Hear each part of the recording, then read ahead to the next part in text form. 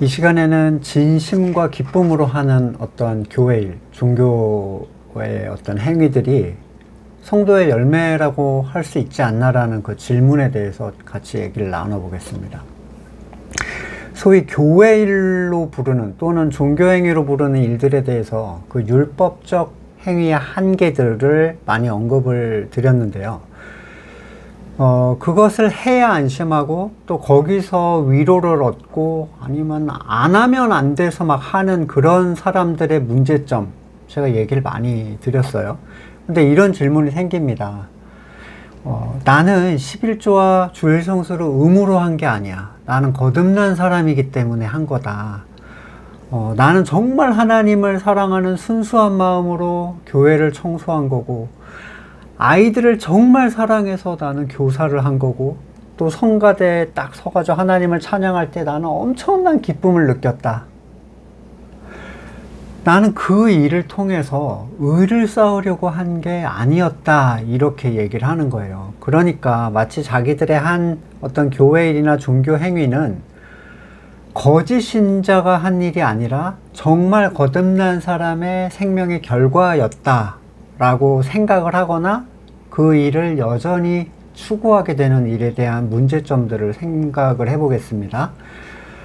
먼저 이 일의 진위를 판단하는 것, 그러니까 진짜로 하나님의 일이었는가의 진위를 판단하는 건 그 사람의 진심에 관한 문제가 아닙니다. 또는 기쁨의 감정의 문제나 하나님을 사랑하고자 했던 그 마음의 문제가 아니에요. 바울도 진심으로 하나님을 위해서 기독교인들을 잡아 죽였죠. 유대인들도 열심은 있었다고 했지만 그 방향이 잘못되었다라고 얘기를 합니다. 베드로는 진심으로 그리스도를 따라 죽겠다고 했다가 사탄이라고 이제 꾸지름을 들었고요. 심지어 그는 군인들에게 칼까지 휘둘렸어요.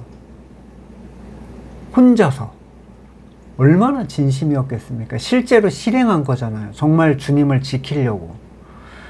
역시 또 한 번의 꾸지람을 들었습니다. 주님께서 예화로 들어주셨던 주여 주여 하던 자들, 이것도 하고 저것도 하고 주님의 이름으로 기적과 능력을 행했던 체험까지 있어요. 그러니까 효능감이 있었다는 거예요. 실제로 뭔가 일이 일어났죠. 그러나 주님은 그 사람들을 보고 행악을 하는 자들이라고 그들을 거부하셨어요. 사람들은 내가 진짜라고 생각하는 그 중심의 의도, 순수함, 체험, 눈에 보이는 결과물 또는 감정을 통해서 하나님의 일을 판단을 하려고 합니다. 그런 것은 하나님께 인정받지 못해요.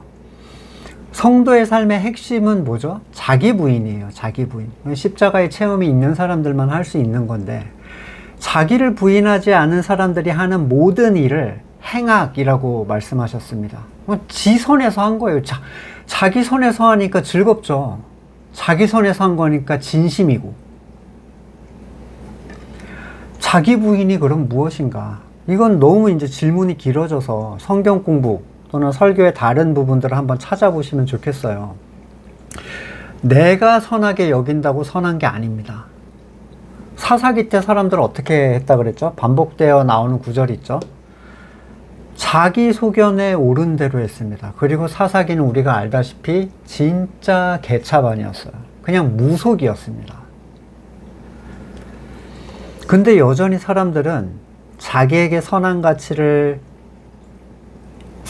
있다고 얘기를 하고 순수한 마음, 기쁨, 거기에 대해서 그 일의 가치를 인정해 주기를 기대를 해요.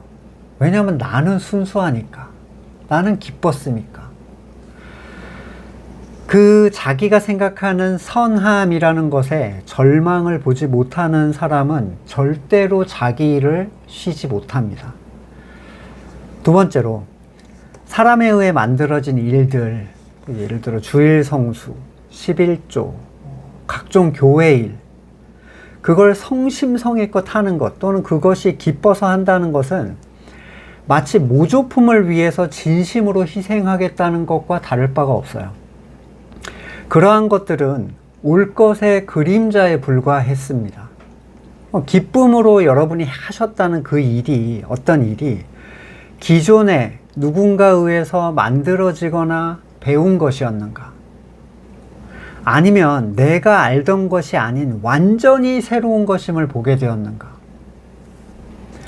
기쁨으로 주의를 지키고 성심으로 예전에 참여하고 사랑으로 11조를 내고, 결국 하나님께서 원하시는 게 이 새롭게 거듭난 성도들이 성심과 기쁨으로 사람들이 만들어 놓은 걸 지키라는 거였나요? 전혀 아닙니다. 전혀. 더구나 이방인인 우리는 더욱 그런데, 기쁨과 진심으로 율법을 지키기를 바랬던 대상은 바로 육적 유대인들이었어요. 육적 유대인들을 향한 하나님의 마음이었죠. 진심과 기쁨으로 이런 것들을 지켜주기를, 속의 것으로. 그들은 모두 실패합니다. 그것을 반복하려는 거잖아요. 나 이거 진심과 기쁨, 그러니까 사람들이 자꾸 이 감정과 열정을 의도해요.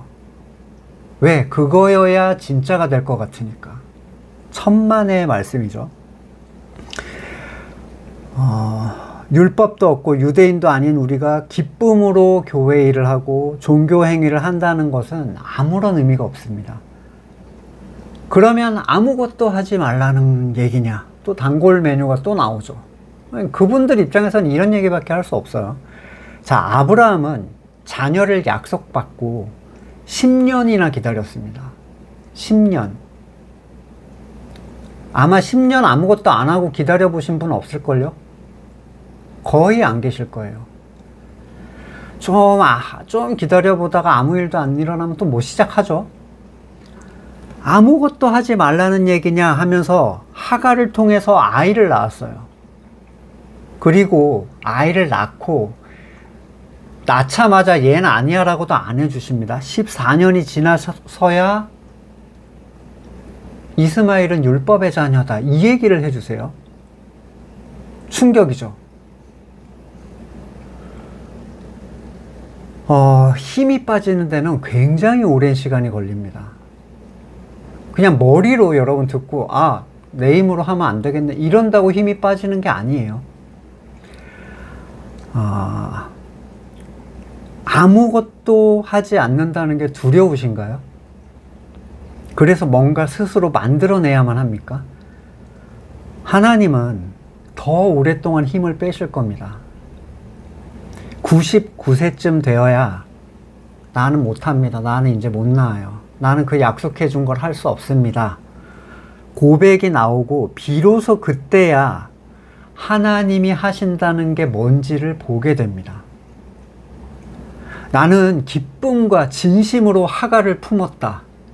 이 고백이 무슨 의미가 있어요? 세 번째, 그 일들이 참된 교회적 연합으로 당신을 이끌었는가? 물론 건물교회를 교회라고 생각하는 분은 이 얘기가 무슨 얘기인지 모르겠죠. 하나님은 거듭난 성도가 온전한 교회, 온전한 교회는 뭐예요? 아버지와 내가 하나이듯 그들도 우리와 하나가 되게 해달라는 그런 연합. 야유회 가고 밥 먹으러 다니고 이런 거 말고요.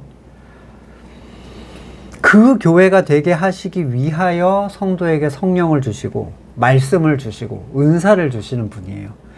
이러한 진짜 연합의 관점이 없이 누구도 복음적 가치와 한 소망으로 소통할 수 없는 곳에서 호를 단신 자기 혼자 그 일을 진심으로 했다라는 것, 그것이 올바르게 행해졌다 하더라도 성도의 연합이라는 본 목적을 벗어나는 거겠죠. 연합을 하게 하기 위하여 그를 행하게 하시는 분인데요. 참된 연합이 없이는 유일한 세 계명인 서로 사랑하라 라는 의미를 알 수가 없습니다. 그런 종교얘기 해놓고 사랑할 사람이 아무도 없어. 그게 무슨 의미가 있나요? 하나님의 일은 교회 일이 아니에요. 그리고 교회는 보이는 게 아닙니다. 하나님의 일은 예수 그리스도 보내신 자를 믿는 것이고 그 일을 통해 발생하는 생명의 현상은 우리가 계획하거나 예측할 수 없는 식으로 발생을 해요. 보통 하나님의 일을 딱 떠올리면 여러분들 그 건물교에서 있었던 어떤 딱 그려지는 것들이 있어요. 근데 그런 게 아니란 말이에요. 또 그런 일들, 건물교에서 행했던 그런 일들은 연합을 통해서 함께 매는 멍에가 돼버립니다. 그러니까 여러분이 성도라고 생각하지 않는 사람과 함께 매는 멍에로 그거를 하고 있는 거라고요. 또는 나는 그 사람들과 연합하지 않고 혼자 매고 있어. 이것도 문제인 거예요. 여러분, 그 사람들은 여러분이 추구하는 것과 동일한 것을 추구하는 사람들이 아니잖아요.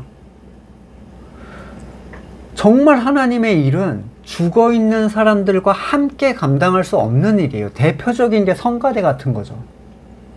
싹 다 모여 앉아가지고 자기 선을 부인하든 의를 부인하든 말든 노래 하나 나오면 끝나는 거잖아요.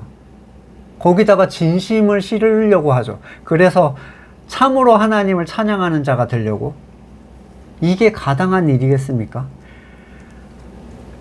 교회됨을 알지 못하면서 했던 일들은 하나님의 일이 아니에요. 하나님은 교회로서 일하게 하시는 거예요. 연합으로서. 당연히 살아난 사람만, 진짜 거듭난 사람만 이 얘기가 무슨 얘기인지 알 수 있습니다. 네 번째, 머리 대신 그리스도의 하게 하심이라는 가치는 지체된 자들에게 완전한 자기 부인의 자리로 그를 데려가줘요. 그러니까 그들은 그 일의 가치를 말하는 게 아니라 그 일이 일어난 것에 대해서 하나님께 영광을 돌리는 거예요. 이게 도저히 내가 했다라고 할 수 없는 그 고백이 진짜 나오는 거죠. 그 일에는 내가 이 일을 유지해야 한다, 계속 이 일을 유지해야 된다는 압박감이나 두려움도 없고요. 내가 이런 일을 하고 있다라는 자기의 의에 대한 가치도 없고요. 그걸 더 늘려나가거나 강화시키려는 자기 선의 영역도 없습니다. 그냥 깜짝 놀란 거예요. 갑자기 이렇게 돼버려서. 하게 하시는 분의 체험을 누린 사람은 겸손해질 수밖에 없어요. 홍해를 건넌 사람들.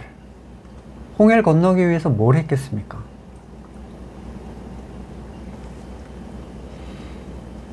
하게 하시는 분의 능력을 맛본 사람들은 그러한 동일한 체험을 가진 사람들과 자기의 그 감동을 함께 나누고 평안을 누리게 됩니다. 교회의 안전함을 누리게 돼요. 예를 들어 예배를 보세요. 예배는 예전이 아니잖아요. 일어났다 앉았다 뭐 했다 뭐 성가대 했다 어쩌고 뭐 광고하고 마무리하고 이런 게 아니잖아요. 예배는 정해놓고 모월 모시의 순서를 따라 돌리는 게 아니라고요. 예배는 말씀에 상한 심령이 올려지는 그 자리죠. 어디에서 그 예배가 드려질지 몰라요. 그걸 내가 의도할 수 있습니까? 나는 오늘 직장에 가서 예배를 드릴 거야. 막 직장에서 말씀으로 상한 심령을 혼자 만들어. 그런 건 안 된다고요. 찬양은 하나님의 구원하심의 체험이 심령 깊이 깨달아질 때 흘러나오는 구원에 대한 고백이잖아요. 하나님이 이 일을 하셨다. 만나게 하시고 되게 하시고 새 언약의 가치가 심령에 새겨져서 나의 옛 모습과 달리 내 삶을 온전히 맡기게 된 상태를 찬양하는 거잖아요. 그래서 그는 안심하게 됩니다. 교회 안에서. 보통은 이런 오해는 항상 뭐에 있냐면 교회를 바르게 이해하지 못했기 때문에 발생한 현상이에요. 그래서 계속 건물교회를 교회로 인지하고 거기에 오는 사람들을 성도로 인지하고 그래서 거기서 하는 일이 참된 영적인 일이 돼버렸죠. 그러니까 저 사람들은 하기 싫어하지만 해도 나는 진심과 기쁨으로 이 일을 하면 하나님의 흘러나온 거 아니냐 이렇게 생각을 하시는데 앞뒤가 하나도 안 맞는 얘기가 됩니다. 참된 교회가 되기 전에 하는 일들은 정말 거듭났다 하더라도 광야로 들어오기 위한 방황에 불과해요. 거기서는 어떤 열매도 얻을 수가 없습니다. 말씀 안에서 점점 깨달아지고 자유로워져서 진짜 열매를 누리게 되는 그 가치를 함께 맛볼 수 있기를 간절히 소망합니다. 네, 다음 시간에 또 뵙겠습니다.